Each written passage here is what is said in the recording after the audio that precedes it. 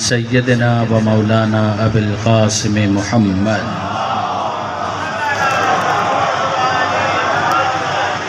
وأهل بيته الطيبين الطاهرين المعصومين المظلومين المنتجبين المنتخبين الميامين لا سيما على الإمام المنتظر والحجة الثاني عشر الذين أذهب الله عنهم الرجس وطهرهم تطهيرا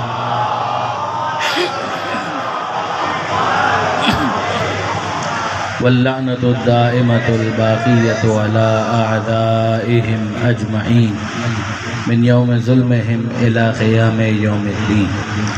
أما بعد فقد قال الله سبحانه وتعالى في القرآن الحكيم بسم الله الرحمن الرحيم هو الذي بعث في الأميين رسولا منهم يتلو عليهم آياته ويزكيهم ويعلمهم الكتاب والحكمة وإن كانوا من قبل لفي ضلال مبين. صلوات على محمد.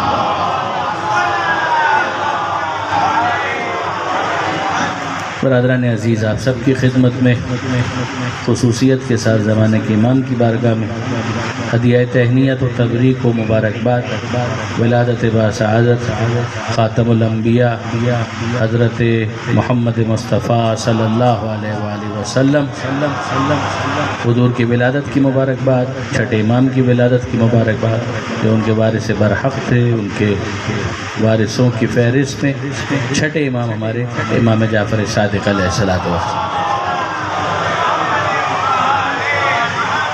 تو اب ظاہر ہے کہ جو آیت میں نے آپ کے سامنے تلاوت کی ہے، کچھ باتیں اس پر تو مجھے کرنی ہے، مگر میں پہلے ہی اعتراف کرنا چاہتا ہوں، اور میں کیا ہر ایک نے یہ اعتراف کیا کہ کہاں ہمارے بس میں ہے کہ ہم حضور کے بارے میں کچھ بیان کر سکیں، کہاں ہمارے لیے اس بات کا امکان ہے.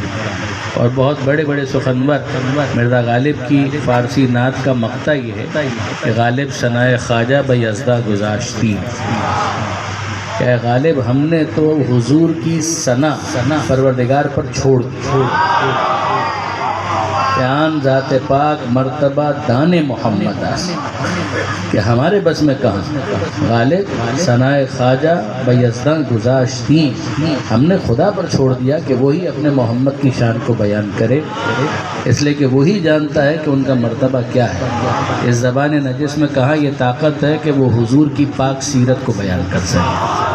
انصاف کی بات واقعاً یہی ہے. یہاں پر میں آپ کی خدمت میں عرض کروں، حضرت آیت اللہ العظمیٰ علامہ سید علی نقی صاحب ایک مرتبہ اس فنومنا کو، اس بات کو سمجھانے کے لیے انہوں نے ایک تمہید اور مقدمہ قائم کیا، اور فقط وہ مثالیں آپ کے سامنے گزارش کروں. وہ فرماتے ہیں کہ واقعاً یہ ناممکن ہے. کیوں ناممکن ہے؟ اس لیے کہ کمال پر جو ہے اس کے لیے ممکن ہے کہ وہ نقص کو سمجھ سکے. یعنی جو کامل ہے وہ ناقص کو سمجھ سکتا ہے، مگر ناقص کے لیے نقص کی منزل پر رہتے ہوئے کامل اور اس کے کمال کو سمجھنا ناممکن ہے. انصاف کی بات یہی ہے. یعنی پھر ذرا سنیے گا اس جملے کو کہ جو کامل ہے تو وہ اپنے کمال پر رہتے ہوئے ناقص کے نقص کو سمجھ سکتا ہے، لیکن کیا ناقص کے لیے ممکن ہے کہ وہ ناقص رہتے ہوئے کامل کے کمال کو سمجھ سکتا ہے؟ اب اس کی آسان سی مثال میں آپ کی خدمت میں گزارش کروں کہ اگر زندگی کے مختلف مراحل پر آپ غور کریں تو انسان اس دنیا میں آتا ہے، بچپن ہوتا ہے، پھر جوانی ہے، شباب ہے، اور پھر اس کے بعد پھر بڑھاپا ہے. تو مجھے بتائیے کہ اگر ایک بوڑھا ہے، مرد پیر ہے، تو وہ ان تمام مراحل سے گزر کر اپنی بزرگی کے مرحلے میں داخل ہوا ہے، تو یہ بزرگی کمال ہے. اس کے مقابلے میں جوانی نقص ہے. تو آپ مجھے بتائیے کہ یقیناً بزرگ تو یہ سمجھ سکتا ہے کہ جوانی کیا ہوتی ہے، مگر کیا جوان بھی اس بات کو سمجھ سکتا ہے کہ بزرگی کیا ہوتی ہے؟ اسی طریقے سے جوان تو یہ سمجھ سکتا ہے کہ بچپنا کیا ہوتا ہے، مگر بچہ بچپنے کی حالت میں شباب اور اس کے تقاضوں کو سمجھ سکتا ہے؟ ظاہر ہے کہ وہ نہیں سمجھ پائے گا. کیوں؟ اس لیے کہ بچپنا نقص ہے، شباب کمال ہے. نسبتاً اگر نسبی اعتبار سے دیکھا جائے تو شباب بچپن کے مقابلے میں کمال ہے. تو بچہ اپنے بچپن کے نقص پر رہتے ہوئے شباب کے کمال کو نہیں سمجھ سکتا. شباب پر موجود فرد اپنے شباب کے نقص کے ساتھ بزرگی کے کمال کو نہیں نہیں سمجھ سکتا۔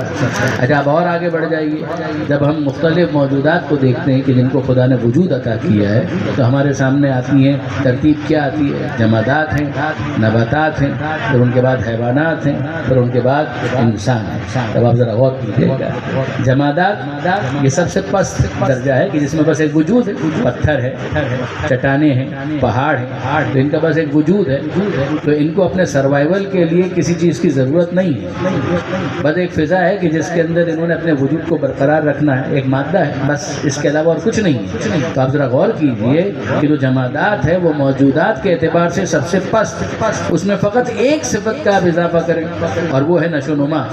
تو نباتات، پلانٹس، کہ اس کے اندر وجود کے ساتھ ساتھ ایک گروتھ کی صلاحیت پروردگار عالم نے رکھی ہے۔ بیج ہے اور بیج آہستہ آہستہ ایک تناور درخت کی صورت اختیار کر لیتا ہے، ایسا ہی ہے نا؟ تو آپ ذرا غور کیجئے گا، ہوا کیا کہ جو پتھر ہے اسے پانی کی ضرورت نہیں ہے، لیکن اگر پودے کو بڑا ہونا ہے تو اس کو پانی کی احتیاج ہے یا نہیں ہے؟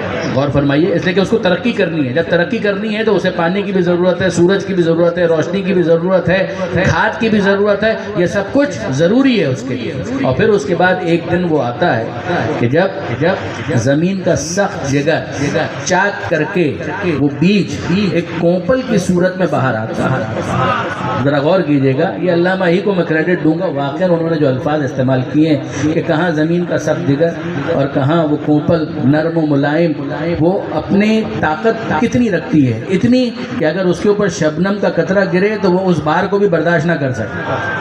غور کیا آپ نے؟ یعنی اس کوپل میں اتنی طاقت نہیں ہے کہ اگر شبنم کا قطرہ اس پر گرے تو وہ اس کے بار کو برداشت کر سکے۔ تو اب اگر ہم اس کوپل سے سوال کریں کہ تجھ میں تو اتنی طاقت بھی نہیں ہے، تو نے پھر زمین کے سخت جگر کو کیسے چاک کر دیا؟ تو اگر وہ جواب دے اور ہم سن سکے تو ہمیں یہ سنائی دے گا کہ وہ کہے گی کہ یہ میں نے اپنی ذاتی طاقت سے کچھ نہیں کیا ہے، مگر جب خدا نے مجھ میں اپنی طاقت کو ودیعت کر دیا تو پھر ہوا یہ کہ زمین کا سخت جگر بھی میرے سامنے سر تسلیم خم کرنے لگا اور میں نے اس میں شگاف ڈال دیا۔ بس ہم کو سمجھ میں آ گیا کہ جہاں خدائی طاقت آ جائے وہاں پر سختی نہیں رہتی، اس کے اندر شگاف ہو جاتا ہے۔ تو اگر کوپل میں خدائی طاقت آ جائے تو وہ زمین کے سخت جگر کو چاک کر دے، اور اگر کسی ہاتھ میں خدائی طاقت آ جائے تو وہ ید اللہ بن کر خیبر کے در کو اکھاڑ دے، تو حیرت نہیں ہونی چاہیے۔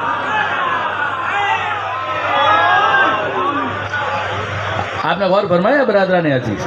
تو اب جو عرض کرنا چاہ رہا ہوں، ظاہر ہے کہ منزل فکر معین ہے، میں عرض یہ کرنا چاہ رہا تھا کہ ایک طرف جمادات ہیں، پھر اس کے بعد نباتات ہیں، اور نباتات کے بعد پھر حیوانات ہیں، ان میں حرکت بھی ہے، یعنی جمادات صرف وجود ہے، پھر اس کے بعد نباتات ہے، اس میں نشو و نما ہے۔ نشو و نما کے ساتھ اگر آپ حرکت کو بھی شامل کر دیں، پودا کبھی یہاں کبھی وہاں نہیں ہوگا، مگر اگر آپ حیوان کو دیکھیں، جانور کو دیکھیں، تو کبھی وہ یہاں پر ہے کبھی وہ وہاں پر ہے۔ تو وجود بھی ہے، نشو و نما بھی ہے، اور پھر ساتھ میں تحرک بھی ہے، حرکت بھی ہے۔ تو کمال کے درجے تو بڑھتے جا رہے ہیں، کمال کے درجے بڑھتے جا رہے ہیں۔ اور پھر اس کے بعد انسان ہے، تو انسان کے اندر کیا ہے؟ وجود بھی ہے، نشو و نما بھی ہے، نشو و نما کے بعد اس کے اندر حرکت بھی ہے، اور حرکت کے ساتھ عقل بھی ہے۔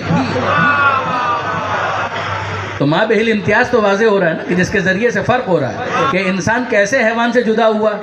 حیوان کے پاس وجود ہے، نشو و نما ہے، اور ساتھ ہی ساتھ حرکت ہے، مگر عقل نہیں۔ اور انسان کے پاس وجود بھی ہے، حرکت بھی ہے، نشو و نما بھی ہے، اور پھر ساتھ ساتھ عقل بھی ہے۔ اب میں آپ سے پوچھتا ہوں برادران عزیز کہ یہ تو ہے انسان، اب مجھے بتائیے انسان کے آگے کی منزل ہے کہ جس میں ہمیں نظر آتا ہے نبی۔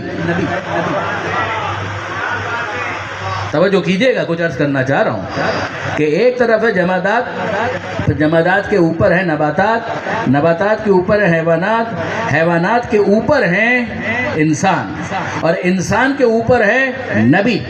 فرق کیا ہے حیوان اور انسان کے درمیان؟ کہ حیوان کے پاس عقل نہیں ہے، انسان کے پاس عقل ہے۔